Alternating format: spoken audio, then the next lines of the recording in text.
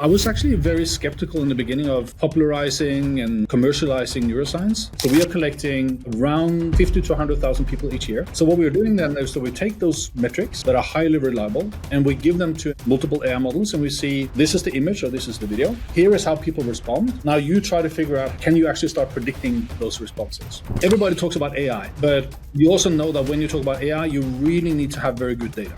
Because if you don't have good data, it's basically garbage in, garbage out.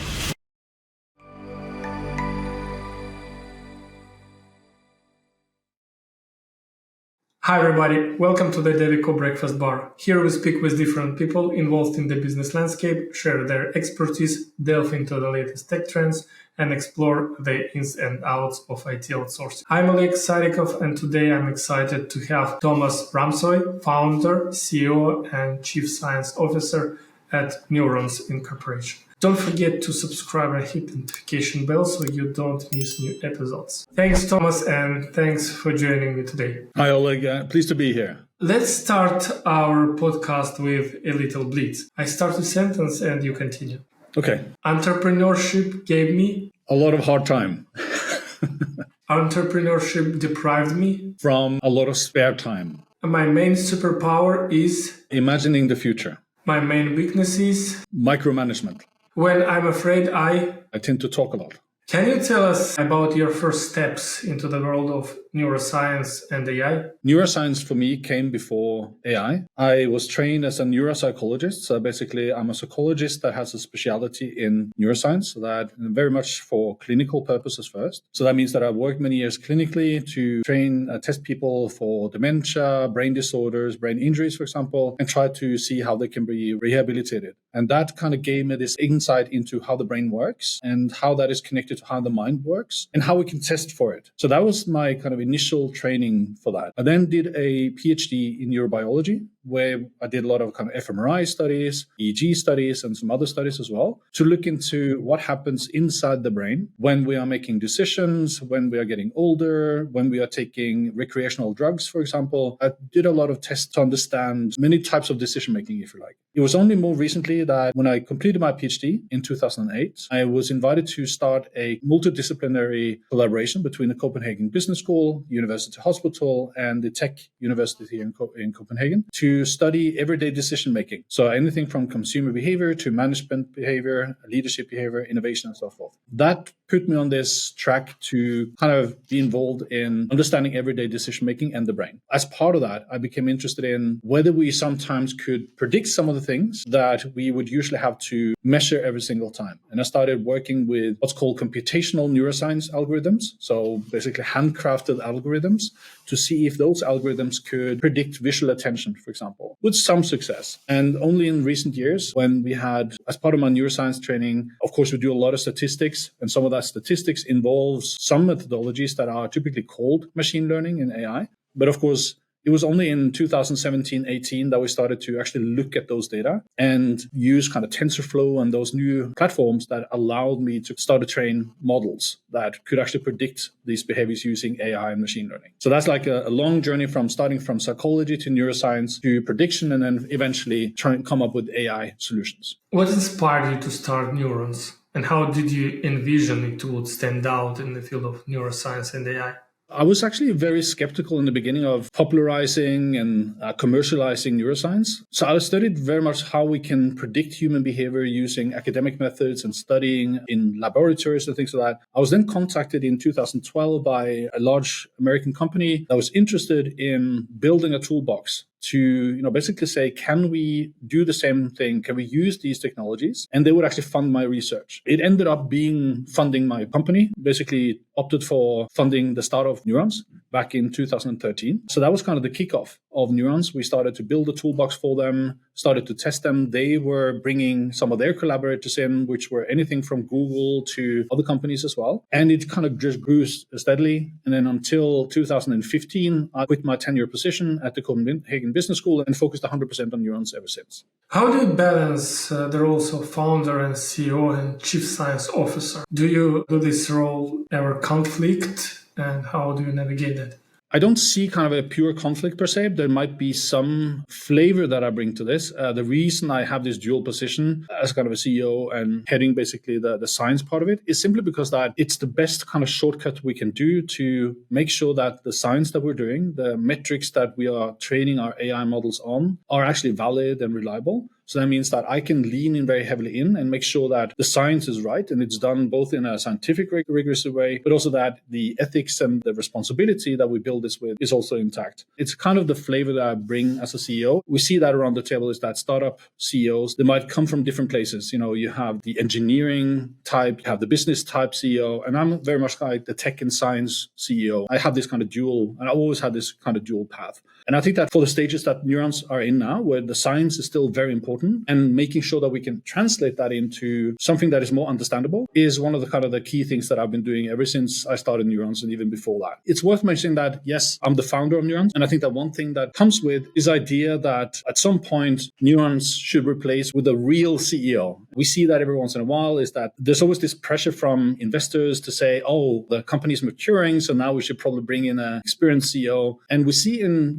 places like Silicon Valley and startup environments, we see that the whole concept of founder CEOs and founder mentality is becoming kind of gaining a lot of ground these days, because it turns out that the founder mentality and the founder attention to detail and attention to the long perspective, for example, and the inspiration and the vision is actually very important for a successful company. So that's what I'm still bringing. I still keep that founder momentum and still that vision for the future, what we are building. And I think that's why I'm still, combining the founder mode, the CEO and the chief science officer mode as well. Was it the best piece of advice you have ever received and how it impacted your career? I've gained a lot of good advices. So this is not just one good advice, but this is one of the best. You probably have heard this many times, but when you start hiring people, try to hire people that are much better than yourself at what they are going to do. I think that if you're hiring a chief product officer or a chief finance officer or a chief operating officer, or even also other parts of the organization, you have to try to get people who have tried this before. And I think that for a startup / scale up that we don't have the luxury to wait for people to move throughout the ranks, so to speak, to move from one position to a higher position, then a higher position, who have tried this before, and actually to bring that extra knowledge to us. That's probably the best advice I have again and again. I keep coming back to that advice and it works.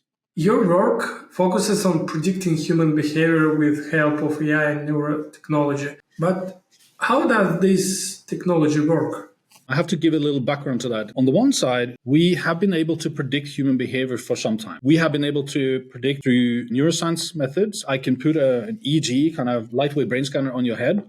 I could expose you to different products, and I would be able to actually very accurately to tell you, or tell everyone else, which product you are most likely to choose before you even feel that you have made up your mind. And I would even be able to predict even how much you're willing to pay for it. The science behind it has actually shown that. We are not focusing on predicting individual behavior. We're trying to predict group behavior and market behaviors. So we have tried to go a different route. We have tried to go to the route that we say, good analogy here is that if you take 100 people, put them in a cinema, you ask them to watch 2 different movies. One movie is a kind of just really boring, nothing happens. And the other movie is a really kind of exciting horror movie. And if you observe how people respond, in the first movie, you will see that people are just doing all different kinds of things. Some people are eating popcorn, some people are talking, some are checking their phone. They're not agreeing in how they should respond. And then when you put on the horror movie, everyone is kind of tuning in. They're responding very much in the same way. And that means that you can actually use that common behavior as a predictor of how people will respond if you take another 100 people and expose them to the same horror movie. So what we are trying to do is that we're trying to identify certain types of responses that are very similar across, let's say, 100 or 150 people. Because what that means is that then we have what's called a very reliable measure. And that could be of memory, it could be of emotional responses, it could be of attention. Everybody talks about AI, but you also know that when you talk about AI, you really need to have very good data. Because if you don't have good data, it's basically garbage in, garbage out. So what we are focusing very much on, and what we have had as success, is to really kind of focus on very good metrics and be very good at collecting our own data sets. So we are collecting around 50 to 100,000 people each year from a global sample on how people respond to different advertising and other marketing touchpoints. And then we are updating or training our models on those data. So what we are doing then is that we take those metrics that are highly reliable and we give them to multiple AI models and we see this is the image or this is the video. Here is how people respond. Now you try to figure out, can you actually start predicting those responses? And then we end up with a lot of different types of responses. And sometimes we can't train a good model, and we're very honest about that. And that means that the models that we do release into the product, they're actually very reliable. They're actually very good. They're actually very accurate in predicting human behavior. So the way that it works is that when you upload a video or an image, let's say an image, it basically looks at the image and it's trained on how people respond. And then it produces a response that says, this is where people are most likely to pay attention. So it shows a heat map. It then shows this is how strong their emotional response are likely to be, how much information they experience. Are they going to be information overload for them? And then at the end, this is the likelihood that they will remember the ad, for example, at the end. And that means that you can now, in 10 seconds, you can get a very good response, a very clear answer to your marketing campaign. And it's like, you get attention, but you're never going to be remembered. And then already within 10 seconds, you could say, okay, I need to fix something. And that's when we have built and trained a specific or kind of fine-tuned a specific multimodal large language model that understands the scores. It can see the ad that you're trying to test. And it's also trained on the best-in-class marketing and neuromarketing knowledge. And it comes with recommendations for how you can improve your asset. It's basically what we have is our platform is actually something like 9 or 10 different AI models that work for you. Some of them are predicting scores. Some of them are helping you just make better decisions in the platform. And then one of them is a huge kind of multimodal large language model that then comes with recommendations for you how to improve. Then it just becomes this iterative. You work in the platform, you try to optimize your ad, try it again, you get some feedback, you can try it again, and then ultimately you get to a place where you have improved your asset just within half an hour, for example, dramatically compared to what you else could have done. That's very interesting. What are some of the most surprising insights you have discovered about human behavior through your project? I think that one of the big surprises, and this is one of the things that I publish in my writings and my books and things as well, is the whole concept of micro decisions. Is that we tend to think consciously, we experience that we make decisions because it feels right and we have thought things through, for example. It's almost like taking a slow motion video of our decision. We can pinpoint millisecond by millisecond exactly what happens in the brain. We can see that every microsecond is almost like micro decision, that you decide what to pay attention to and what to ignore. You decide how much you're going to spend attention into on an ad, for example. Your emotional response is also kind of a response as well. And then whether you're going to remember something or not is also a micro decision. So we end up choose or not choosing a product, but it's actually based on many micro decisions along the way. I think that's one of the biggest surprises that I have, is that you can't understand human decision making without understanding those micro decisions. In how to make people buy, you dive deep into consumer neuroscience. What are some common misconceptions businesses have about consumer decision making? It kind of goes with the previous question, is that people tend to believe that what people say is what they're going to do. And I think that if I ask you, if you go to the store today, what are you going to choose in the store for dinner, for example? And you would say, I'm most likely going to buy this and that. And then when we measure what you actually do, what you say is actually a very poor predictor of what you're going to choose. And the other side as well, when you have chosen things, let's say I stop you coming out of the store. First of all, I say to you, you have 2 bags of food. Don't open the bags, but tell me what you have bought today. Typically, people don't even remember more than a half, typically, of what they have purchased. They tend to forget what they have bought because a lot of it is just habitual choice. And then I can put up an item and I can say, why did you choose this item? And you can come up with an explanation for that. And what we see is that there's actually a lot of unconscious processes. These micro decisions are actually driving your decision making much more than what you consciously think happens. That's one of the things that the book explores, is like, what are the processes that drive those decisions and why can't we just ask people? And this is why things such as surveys and focus groups and interviews are actually not very good at explaining why people are choosing the thing they're going to choose. And we need to use neuroscience basically to understand why people choose the way they choose. What do you hope your legacy will be in the fields of AI, neuroscience, and beyond?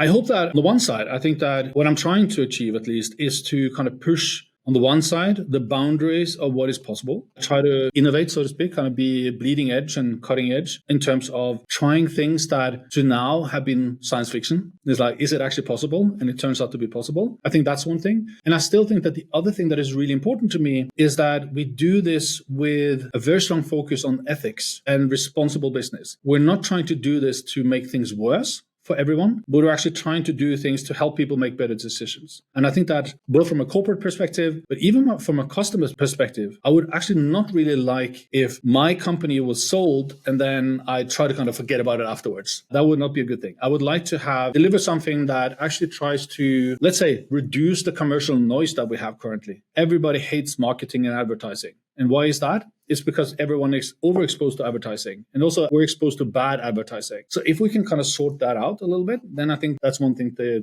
bring. And maybe a third thing that I would like that I kind of built into the company from day one is a strong focus on honesty. And this might kind of sound strange. If you look at the business, when people are making neuroscience metrics and they make these kind of claims that, hey, we can measure this and that, typically it's not founded on a very good science. And either they do a lot of bad work or they don't do the work and they still try to sell something to companies, for example. And I've seen this for the past 25 years, is that there's a lot of hype. There's a lot of dishonesty in the industry that actually people are not really doing the scientific work properly. So what I'm trying to bring here is that how can we publish? How can we show what is a good way to build a metric and build an AI model, for example? That's one of the things that I hope people can kind of see me as. Can you share how your approach building a team for such a specialized field works, and what qualities do you look for in your team members? I think that when I started the company, I wanted to make sure that we brought in people. Of course, we need to be team players. I think that we both, when I started the company 12 years ago, but also when we turned into this SaaS journey 4 years ago, we have been on this kind of rapidly, it's constant stress, it's constant change. We're pushed by competitors, we're pushed by the industry, we're pushed by the finance, for example. Everybody that is on the team, they understand that the team is under pressure. We need to deliver,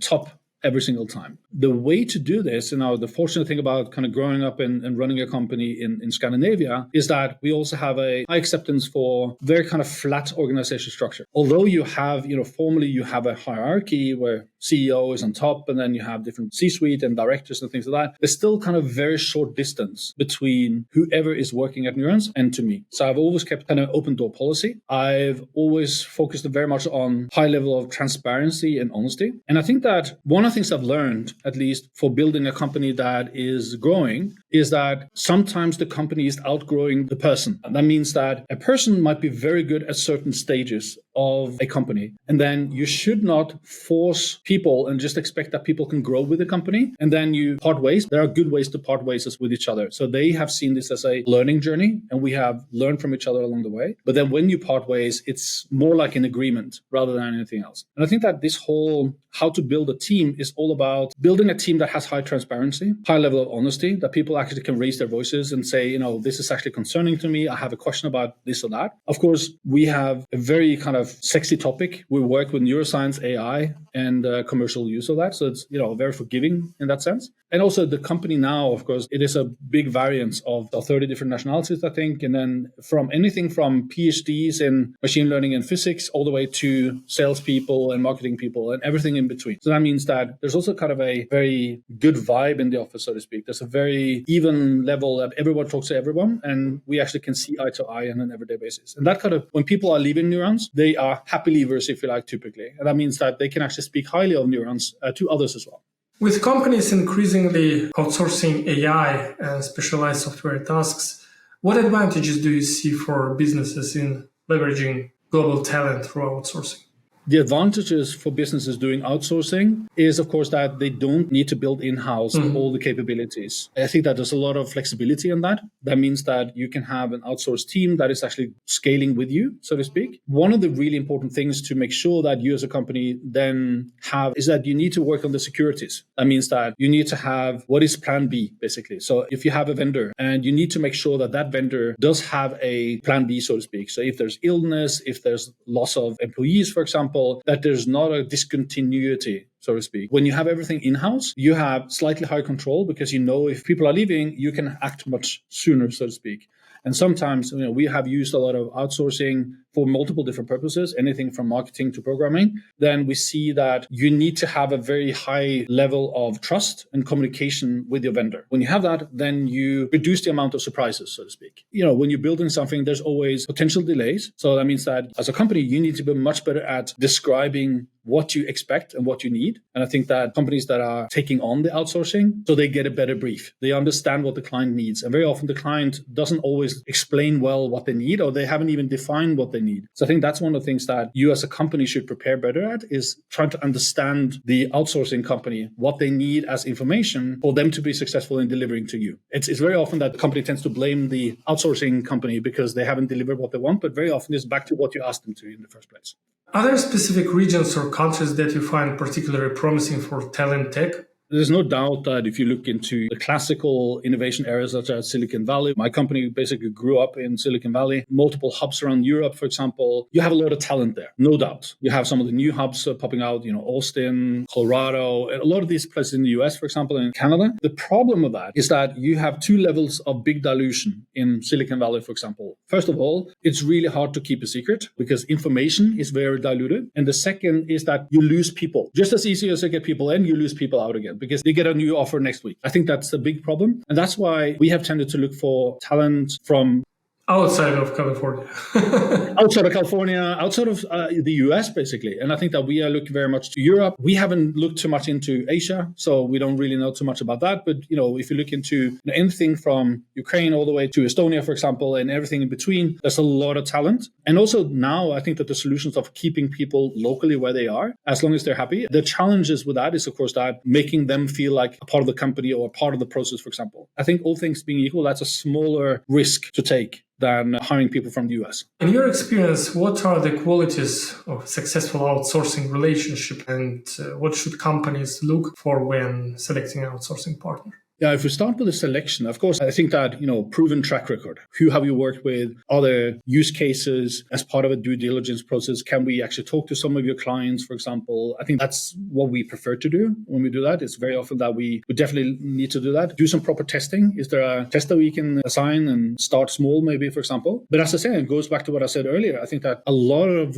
the relationship very much hinges on how good are you as a company to define what you need to the outsourcing party. As long as you know that you have outsourced, and this is something we have made mistakes before, is that we didn't get delivered what we wanted, and then we went back to what we asked for, and it was really obvious that we had not been clear in our communication, and sometimes even over explaining, draw the diagrams and do the wireframes, be agreeing on how we should look and what the software should look like, for example. A lot of companies are not spending enough time on that and that planning stage and the alignment. I would also say maybe there might be a language thing that, make sure that we actually do understand each other. So we have tried people in India, in Russia, for example, many years ago. So it's before the Ukraine crisis. And there has been a language issue until we actually had someone who was bilingual on the team. And all of a sudden, that cleared up a lot. So I think that comes into play as well. As we wrap our conversation, what advice would you give to companies considering IT outsourcing but concerned about losing control over their technology projects? You always have to consider the pros and cons that are alternative. I can give you a very good parallel. So when Neurons started, we had Facebook, for example, or Meta. They hired a lot of neuroscience expertise and statistics expertise and a lot of things like that. And you would expect that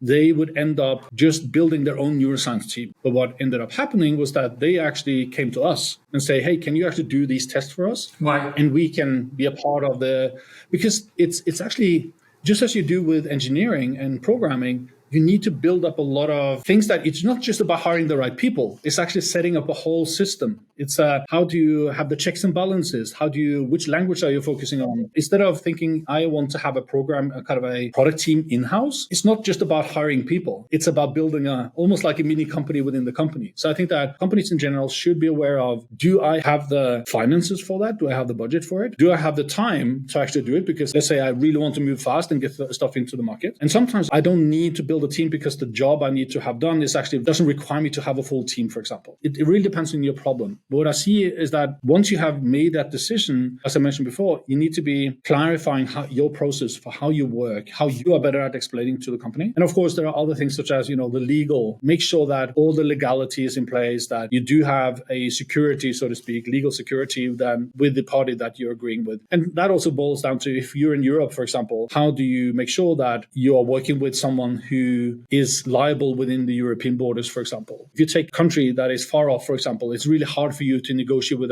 something that is on the other side of the planet, for example, but it's easier to go to Bulgaria or wherever you want to go. So I think there are certain things there as well that it's easier when you have something that is within certain borders and within certain distances as well. So you can actually have an eye-to-eye meeting as well. Thomas, really thanks for having this amazing conversation. I'm sure, especially nowadays with the hype of AI, our topic would be very relevant for my auditory. Absolutely, Oleg. And thank you very much for having me. It was a pleasure talking to you. If you enjoy our discussion and want to stay updated on future episodes, don't forget to subscribe and hit the notification bell. That way you will not miss out on the latest insights and conversations from the Devico Breakfast Bar. See you in the next episode.